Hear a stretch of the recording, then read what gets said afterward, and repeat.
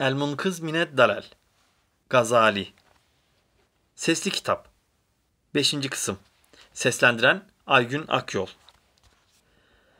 Mantık ilimlerinde dinen olumlanacak ya da olumsuzlanacak bir şey yoktur. Bilakis delil getirmenin ve kıyasın yollarını, burhani öncüllerin şartlarını ve bu öncüllerin nasıl oluştuğunu, doğru bir tanımın şartlarını ve nasıl oluştuğunu inceler. Bilgi ya tasavvur ya da tasdikten oluşur. Tasavvur, tanımın bilinmesiyle, tasdik, burhanın bilinmesiyle gerçekleşir. Burada reddedilmesi gereken bir şey yoktur. Bilakis o, kelamcıların ve ehli nazarın delil çıkartmada kullandıkları türdendir. Bununla birlikte ifade şekilleri ve ıstılahlarında onlardan ayrılırlar. Tariflerde ve alt bölümlere ayırmada daha titiz davranırlar. Bu hususa dair sözlerine bir örnek verecek olursak, eğer her A'nın B olduğu kesinse bazı B'lerin A olması şarttır. Yani her insan canlıdır denilirse bazı canlıların insan olması zorunudur. Onlar tümel olumlu önermeyi tikel olumlu önermeye döndürerek ifade ederler. Bunların dinin önemli konularıyla ne alakası var ki inkar edilip kabul edilmesin? Eğer kabul edilmezse mantıkçıların gözünde bu tarz bir ret, inkar edenin aklındaki yanlış itikadı göstermekten başka bir işe yaramaz. Hatta bu tarz bir inkar üzerine dayandığını iddia ettiği dininde de olur. Evet, onlar da bu ilimde bir takım zulümler yapmışlardır.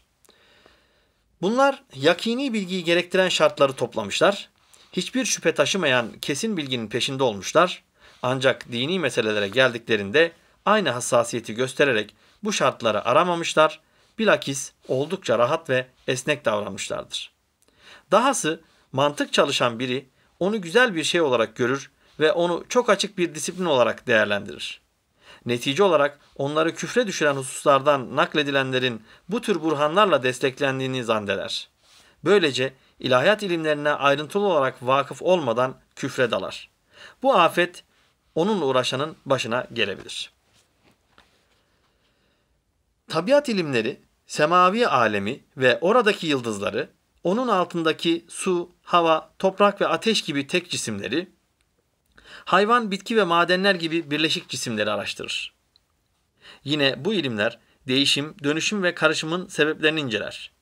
Bu tıpkı tabibin insan bedenini, temel ve yardımcı organlarını ve bunların mizacındaki dönüşümün sebeplerini araştırması gibidir.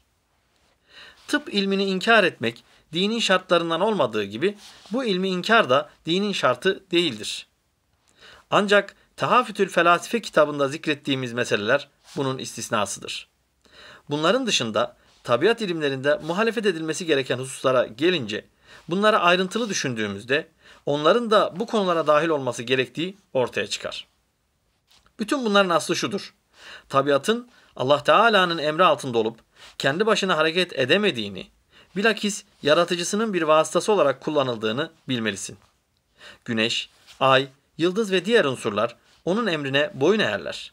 Bunlardan hiçbiri kendi başına bir eylem gerçekleştiremez. İlahiyat ilimlerine gelince filozofların çoğu burada yanılgıya düşmüştür. Onlar mantık ilminde şart koştukları burhanların gereğini yerine getiremediler. Dolayısıyla aralarında birçok ihtilaf çıktı.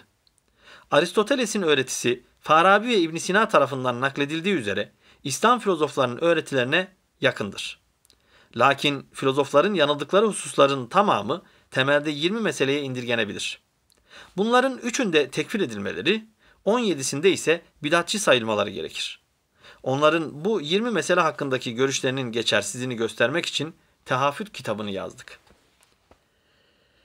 3 meseleye gelince bütün Müslümanlara bu konularda muhalefet etmişlerdir. Şöyle söylemişlerdir: İlki, bedenler yeniden dirilmeyecektir. Ödüllendirme ve cezalandırma salt ruhlaradır. Ödüllendirmeler ve cezalandırmalar ruhani olup cismani değildir. Ruhani olan da isabet ettiler ki böyle olacağı kesindir. Ancak cismani olanı inkar ederek yalanladılar. Bu söyledikleriyle de şer'an küfre düştüler. İkincisi, onların söyledikleri Allah Teala tümelleri bilir, tikelleri bilmez sözleridir. Bu da apaçık küfürdür. Bilakis gerçek, Göklerde ve yerde zerre miktarı bir şey onun bilgisi dışında kalamaz. Üçüncüsü, onların alemin kadim ve ezeli olduğuna dair sözleridir. Müslümanlardan hiç kimse bu meselelerde onların görüşlerine katılmamışlardır.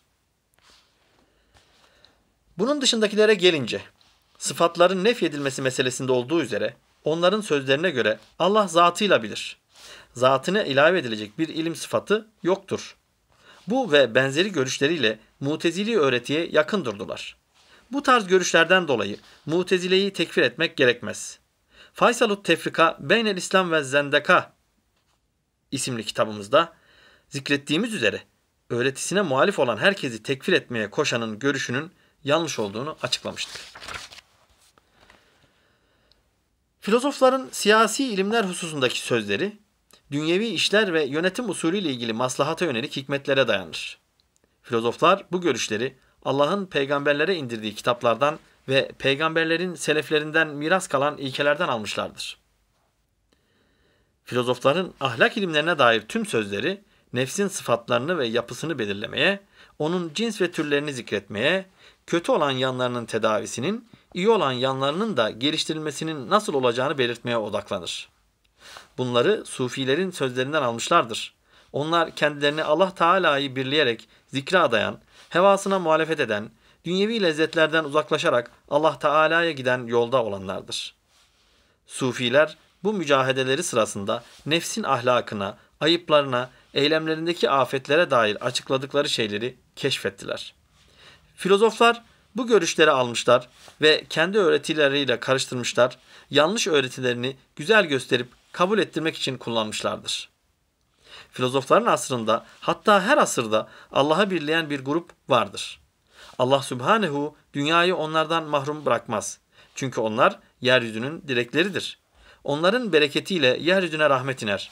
Peygamberden selam onun üzerine olsun gelen bir haberde dediği üzere, onların yüzünden yağmur yağar, onların yüzünden insanlar rızıklanır. Ashab-ı Kehf de bunlardan biriydi. Kur'an'ın belirttiği üzere bu tür iyi insanlar kadim zamanlarda da vardı. Filozofların peygamberlerin sözleriyle sufilerin sözlerini kendi kitaplarına karıştırmalarından iki fenalık ortaya çıkmıştır.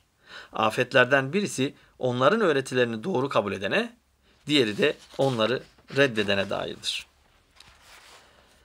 Filozofların öğretilerini bütünüyle reddedenin durumundaki sakıncaya göre bu oldukça büyüktür. Çünkü bazı zayıf karakterli kimseler, peygamberlerin ve sufilerin öğretilerini filozofların yazdıklarından ve yanlış görüşleriyle karışmış olanlardan alırlar.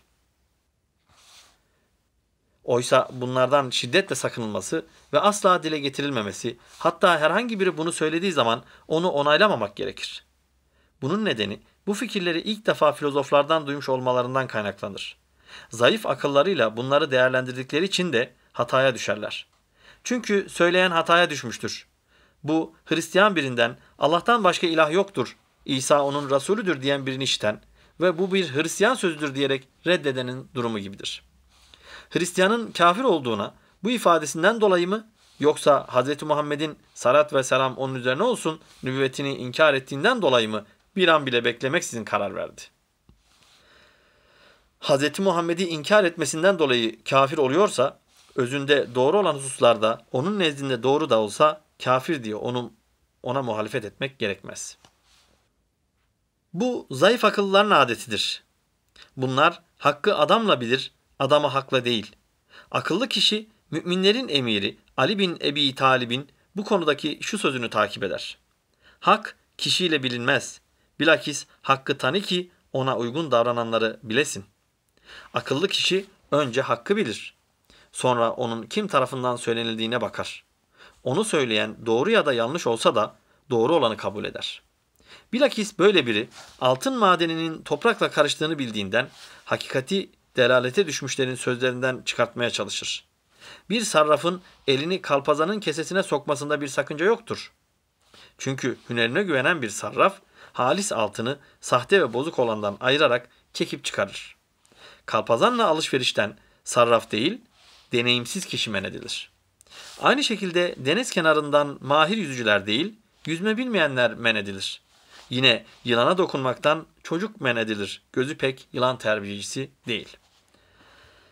Hayatıma andolsun ki insanların çoğu kendilerini oldukça zeki ve yeterli görür. Hakkı batıldan, hidayeti dalaletten ayıracak akli olgunluğa ve yeterli donanıma sahip olduklarını zannederler. Bu nedenle bu insanların tamamına mümkün olduğunca dalalet ehlinin kitaplarını inceleme kapısını kapatmak lazım. Çünkü bu zikrettiğimiz afetten kurtulmuş olsalar da ileride zikrettiğim ikinci afetten kurtulma imkanları yoktur. Bir grup insan dini ilimlerin sırlarına dair yaptığımız tasniflerdeki bazı hususlara itiraz ettiler. Bu durum ilimlerin sırlarına derinlemesine vakıf olmadıklarından ve bakış açılarının bizim öğretilerimizdeki nihai amacı kavrayacak düzeye ulaşmamasından kaynaklanır. Bunlar bizim bu fikirleri öncekilerin sözlerinden aldığımızı iddia ettiler. İşin doğrusu bu fikirlerin bazıları bana ait olup özgündür. Kaldı ki bir atın ayak izine bir başkasının basması uzak ihtimal değildir. Bunların bazıları şer'i kitaplarda, çoğunluğu da sufilerin kitaplarında anlam olarak bulunur. Bununla birlikte farz edelim ki bu fikirler sadece onların kitaplarında bulunsun. Bunlar özünde makul sözlerse, burhanla desteklenmişse, kitap ve sünnete muhalif değilse, niçin inkarı ve terk edilmesi gereksin ki? Eğer bu kapıyı açar ve batıl zihniyetli kişi tarafından ifade edilmiş her hakikati terk edersek, birçok hakikatten feragat etmek zorunda kalırız. Aynı şekilde Kur'an ayetlerinden birçok ayetten, peygamberlerin haberlerinden, öncekilerin söylencelerinden, filozofların ve sufilerin sözlerinden feragat etmek zorunda kalırız. Çünkü İhvan-ı Safa kitabının sahibi, delil göstermek ve düşünme yetisi ahmak insanların kalbini bunlar vasıtasıyla yanlış öğretilerine yönlendirmek için kitabında bunları aktardı. Bu tutum, batıl fikirlere sahip olan insanların hakikati kendi kitaplarına yerleştirerek elimizden çekip almalarına davetiye çıkartmaktır. İlimde en alt seviyede olan bile sokaktaki herhangi birinden hemen ayırt edilir. Zira o, balı hacamat şişesinde görse bile ondan tiksinmez. Çünkü hacamat şişesinin balın özünü değiştirmeyeceğini bilir. Hacamat şişesinin kirli kan için yapılmış olduğu konusunda tamamen bilgisiz olduğundan ondan hacamat şişesindeki baldan tabii olarak nefret eder. Bu nedenle o kanın hacamat şişesinde olduğu için kirli olduğunu düşünür. Kanda bizatihi bulunan bir nitelikten dolayı kirli olduğunu idrak edemez. Eğer balda bu nitelik olmazsa onun bir kap içinde olması ona bu sıfatı kazandırmaz. Bu geçersiz bir vehim olup halkın büyük bir kısmını etkilemiştir. Bir söz söylenir ve o iyi bilinen bir adama nispet edilirse insanlar yanlış bile olsa bu sözü kabul ederler. Eğer bu söz kötü bilinen bir adama nispet edilirse doğru bile olsa reddederler. Dolayısıyla onlar hakkı adamla bilir. Bu da şaşkınlığın son noktasıdır. Bu filozofların öğretilerini toptan reddetmenin ortaya çıkardığı bir afettir. Filozofların öğretilerini bütünüyle kabul etmenin sakıncasına gelince, İhvan-ı Safa ve diğer filozofların kitaplarını incelemekten kaynaklanır. Çünkü onların sözlerine nebevi hikmet ve sufilerin terimleri karışmış olduğundan fikirlerini güzel görerek kabul ederler ve onların güzel bir itikat üzere olduğunu düşünürler. Dolayısıyla onlara okuyup güzel görmenin verdiği hüsnü zanla onlara karışan batıl görüşleri de hemen kabul ederler. Bu insanlara batılı güzel göstermenin bir yoludur. İşte bu afetten dolayı onların kitaplarını incelemek yasaklanmalıdır. Çünkü bunlar yanıltıcı ve tehlikeli içerikler barındırır. İyi yüzme bilmeyen birisinin sahil kenarındaki kaygan yerlerden uzaklaştırılması gerektiği gibi halkın da bu tür kitaplardan uzak tutulması lazımdır. Yine çocuğu yılana dokunmaktan korumak gerektiği gibi halkı da filozofların söyledikleriyle karışmış olanları dinlemekten men etmek gerekir. Yine yılan eğiticisi küçük çocuğunun yanında yılana dokunmamalıdır. Zira o çocuğunun kendisini taklit edeceğini bilir. Bilakis kendisi sakındığı ve onun yanında yılana dokunmaktan uzak durduğu gibi bu konuda çocuğu uyarmalıdır. Bilge kişinin yapacağı budur. Buna ilave olarak hünerli bir yılan terbiyecisi yılanı alır, zehriyle panzehirini ayırır, panzehiri zehirden çıkartır, zehri etkisiz hale getirir. bu panzehiri ihtiyacı olan herhangi birine vermekten çekinmez. Aynı şekilde işini iyi bilen titiz bir sarraf, elini kalpazanın kesesine soktuğunda oradan saf altını çıkartır. Sahte olanları atar. İhtiyacı olan herhangi birine sağlam ve geçerli parayı vermekten çekinmez. Bilge kişinin yaptığı da budur. Dahası panzehire ihtiyaç duyan kişi eğer ondan tiksinirse yılandan çıkartıldığını, zehrin özünden olduğunu bilmesi gerekir. Mala ihtiyaç duyan zor durumdaki bir fakir, kalpazanın kesesinden çıkan altını almaktan çekinirse, bunun sırf cahillikten kaynaklandığını ve elde etmek istediği faydayı engellediği hususunda kendisini uyarmak gerekir. Saf altınla sahte olanın bir arada olması, sahte olanı saf kılmadığı gibi saf olanı da sahte kılmaz. Bu konuda o kesinlikle bilgilendirilmelidir. Dolayısıyla hak ile batılın birbirine yakın olması, batılı hak kılmadığı gibi hakkı da batıl kılmaz. Felsefenin kötülükleri ve ortaya çıkardığı yanlışlıklar hakkında söylemek istediklerimiz bunlardan ibarettir.